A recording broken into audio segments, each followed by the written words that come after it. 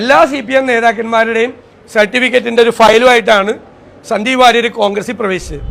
ഈ താമസിനിരിക്കുന്ന എവിടെയാ? കള്ളപ്പണത്തിൻ്റെ മീതെ. എന്നിട്ട് എന്നെ ശപിക്കുക. ഈ തെരഞ്ഞെടുപ്പിന്റെ ഏറ്റവും സുപ്രധാനമായ തന്ത്രങ്ങൾ മെനഞ്ഞതിൽ ഏറ്റവും പ്രധാനപ്പെട്ട ഒരു നേതാവ്, പ്രതിപക്ഷ നേതാവ് VD സതീശനാണ്. സന്ദീപ് വാര്യർ ആദ്യം ഇടതുപക്ഷത്തിന് അനുകൂലമായ നിലപാട് സ്വീകരിക്കുന്നു. 90% പേരും പറയുന്നു സന്ദീപ് വാര്യർ ഇടതുപക്ഷത്തിനോടൊപ്പം തന്നെയെന്ന്. പക്ഷേ ഒരു രാത്രി ഇരുട്ടി വെളുക്കുന്നു. സർപ്രൈസ് സന്ദീപ് വാര്യർ കോൺഗ്രസ് വേദിയിലേക്ക് വരുന്നു, കോൺഗ്രസിന്റെ അംഗമാകുന്നു, കോൺഗ്രസിന്റെ സജീവ പ്രവർത്തകനാകുന്നു, താൻ വെറുപ്പിന്റെ ഫാക്ടറിയിൽ നിന്ന് വരുന്നു എന്ന് പറയുന്നു. അങ്ങനെ എല്ലാ തന്ത്രപരമായ നീക്കങ്ങളും നടത്തിയത് VD സതീശനാണ് എന്ന് പറയുമ്പോഴും അവിടെ VD സതീശൻ വ്യക്തമാക്കുന്ന മറ്റു ചില കാര്യങ്ങളുണ്ട്. ആദ്യം CPM-ലേക്ക് പോകാമെന്ന വാർത്ത പ്രചരിപ്പിക്കുന്നതിൽ കോൺഗ്രസിന് പങ്കുണ്ടോ എന്ന് സംശയിക്കേണ്ടതായിട്ടുണ്ട്. കാരണം CPM-ന്റെയും CPI-യുടെയും ഇടതുപക്ഷ നേതാക്കന്മാരുടെയും എല്ലാം ഒരു ഗുഡ് സർട്ടിഫിക്കറ്റ് ക്രിസ്റ്റൽ ക്ലിയർ ആണെന്നാണ് AK ബാലൻ പറഞ്ഞത്. അങ്ങനെ ഒരു ക്രിസ്റ്റൽ ക്ലിയർ ആണ് സന്ദീപ് വാര്യർ എന്നും ഒരു ഗുഡ് സർട്ടിഫിക്കറ്റ് ലഭിച്ചതിന് ശേഷം പ്രതിഷേധങ്ങളും പ്രതികരണങ്ങളും ഒക്കെ ഉണ്ടാകാൻ സാധ്യതയുള്ള CPM-ന്റെയും CPI-യുടെയും ഇടതുപക്ഷ നേതാക്കന്മാരുടെയും എല്ലാം വായടപ്പിക്കുന്നു ആദ്യം കോൺഗ്രസ്. പിന്നീട് BJP-യിൽ നിന്ന് ഒരു പ്രധാനിയായ നേതാവിനെ കോൺഗ്രസിലേക്ക് കൊണ്ടുവരുന്നു, സന്ദീപ് വാര്യരെ കൊണ്ടുവരുന്നു. അങ്ങനെ തന്ത്രപരമായി തന്നെയാണ് അദ്ദേഹത്തെ കൊണ്ടുവന്നത് എന്ന ധ്വനിയിൽ തന്നെയാണ് പ്രതിപക്ഷ നേതാവ് VD സതീശൻ മാധ്യമങ്ങളോട് സംസാരിച്ചത്. അദ്ദേഹത്തിന്റെ വാക്കുകൾ കേൾക്കാം. ഇവരൊക്കെ എവിടെയായിരുന്നു? ഇവരൊക്കെ SFI നേതാക്കളായിരുന്നല്ലോ. ജമാഅത്ത് ഇസ്ലാമിയുടെ ആസ്ഥാനത്തിൽ പിണറായി വിജയൻ സന്ദർശിക്കുന്ന കാലത്ത് ഞാൻ പറഞ്ഞല്ലോ 33 പതിറ്റാണ്ട് 30 വർഷം ജമാഅത്ത് ഇസ്ലാമി CPM-ന്റെ കൂടെ. ഞാൻ 6 തെരഞ്ഞെടുപ്പിൽ മത്സരിച്ചപ്പോൾ 5 തെരഞ്ഞെടുപ്പിൽ എനിക്കെതിരായിരുന്നു ജമാഅത്ത് ഇസ്ലാമി. LDF കാൻഡിഡേറ്റിൻ്റെ കൂടെയായിരുന്നു. അവരുടെ വീട്ടിൽ ഈ കോടിയേരി ബാലകൃഷ്ണനും പിണറായി വിജയനും എല്ലാവരും പോയിട്ടുണ്ട്. അവരുടെ വീടുകളിൽ ഈ ജമാഅത്ത് ഇസ്ലാമിയുടെ നേതാക്കളുടെ. എന്നിട്ട് ഇപ്പോൾ പറയുകയാണ് അങ്ങനെ ഇവർ പറയുന്നതനുസരിച്ച് മാറുക. ഇപ്പോൾ സന്ദീപ് വാര്യർ CPM-ൽ ചേർന്നിരുന്നെങ്കിൽ റെഡിയായിട്ട്, നിങ്ങൾക്ക് എല്ലാവർക്കും അറിയില്ല, റെഡിയായിട്ട് ബൊക്കയും ഷാളും ഒക്കെ മേടിച്ച് വെച്ച് റെഡിയായിട്ട് നിൽക്കുമല്ലായിരുന്ന അല്ലേ? എല്ലാവർക്കും അറിയാമല്ല. ഞങ്ങളതിനെ വെയിറ്റ് ചെയ്യിപ്പിച്ച് ഒരാഴ്ച വെയിറ്റ് ചെയ്ത് എന്തിനാണെന്നറിയാം? ഇവരുടെ ഗുഡ് സർട്ടിഫിക്കറ്റ് കൂടി വാങ്ങിച്ചുകൊണ്ട് സന്ദീപ് വരട്ടെ എന്ന് വിചാരിച്ചിട്ടാണ്.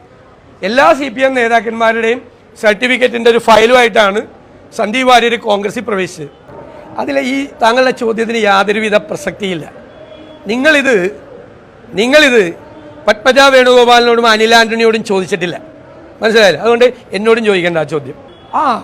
ഈ ശാപവാക്കുകളാണ്. എനിക്ക് കണ്ടകശനിയാണ്, എന്നെയും കൊണ്ട് കണ്ടകശനി പോവുള്ളൂ. സാധാരണ ശപിക്കാറുള്ള ആളുകൾ ആരാ?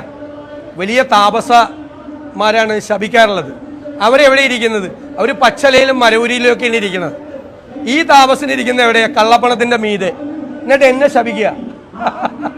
ബൈബിളിലെ സുഭാഷിതങ്ങളിലൊരു വാക്യമുണ്ട്, പാറിപ്പറക്കുന്ന കുരുവിയും തെന്നിപ്പറക്കുന്ന മീവൽ പക്ഷിയും എങ്ങും ഇരിക്കാത്തതുപോലെ അകാരണമായ ഒരു ശാപം ആർക്കും ബാധിക്കില്ല.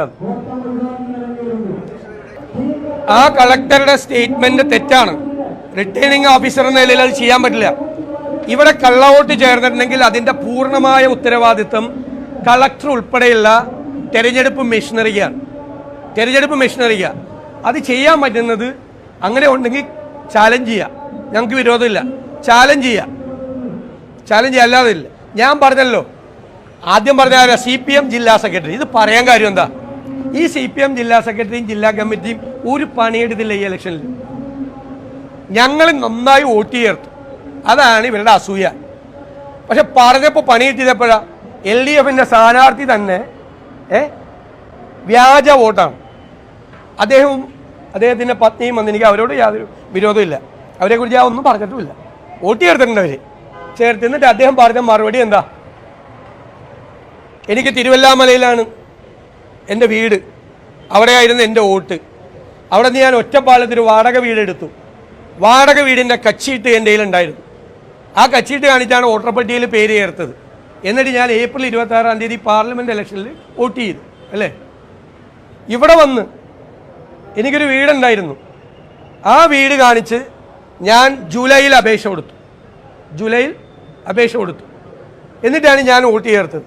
അപ്പോൾ ഏപ്രിൽ 26-ാം തീയതി അദ്ദേഹത്തിൻ്റെ വോട്ട്, അദ്ദേഹം താമസിക്കുന്നത് എവിടെയാണ്? ഒറ്റപ്പാലത്ത്. അവിടെ താമസിക്കുന്നതുകൊണ്ടാണല്ലോ അവിടുത്തെ കച്ചിട്ടുകൊണ്ട് വോട്ട് രേഖപ്പെടുത്തിയത്.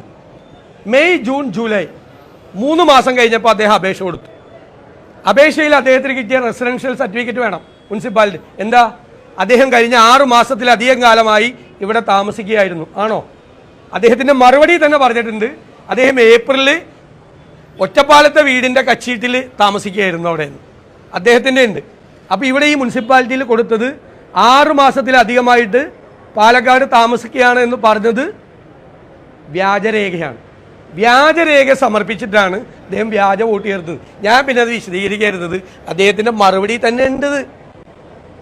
ഒരു റെസിഡൻഷ്യൽ സർട്ടിഫിക്കറ്റ് വോട്ടർ പട്ടികയിൽ ചേർക്കാൻ കൊടുക്കണമെങ്കിൽ മനസ്സിലായില്ലേ, കഴിഞ്ഞ 6 മാസത്തിലധികം കാലമായി ആ സ്ഥലത്ത് താമസിക്കണം എന്നുള്ള സർട്ടിഫിക്കറ്റ് വേണം.